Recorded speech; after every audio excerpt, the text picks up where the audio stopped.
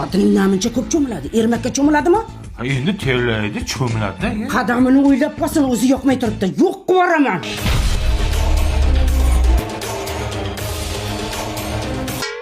Cho'milayotgan bo'lsam ikki paqir suvga cho'milayapman. Ayrim joylarimga suv yetib borayotgani ham yo'q. Bilaman.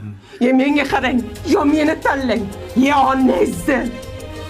Menga sen ham, onam ham kerak.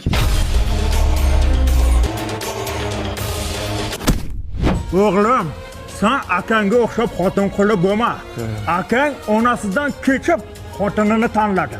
Xotiniga naqllena o'tirib, qo'lini o'pganini o'zim ko'rdim. Yo tavba.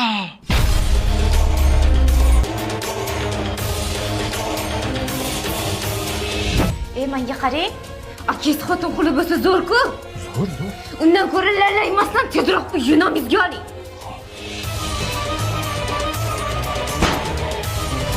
Ona, ana makaronkali o'g'liz borku, sizni aqotizga zahar solib, o'ldirib, uyni o'zi nomiga o'tkazmoqchi.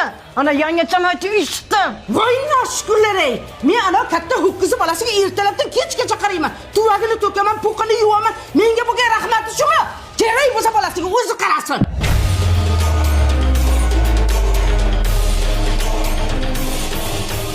Ona, siz cho'milib yuravering. Anetta enam sumagimni tozalaganini, tagimni tozalaganini minnat qildi. Undan ko'ra lalaku tagligidan kiydiringlar. Ertalabgacha mazza qilib uxlayman. Namlik tushaydi. Allergiyam chaqirmaydi ona. Dada, siz tug'ilganimda qo'y so'ygan ekansiz. Ana ukangiz, amakim tug'iladigan bolasiga uydagi molni so'ymoqchi. Uydagi molni? Da!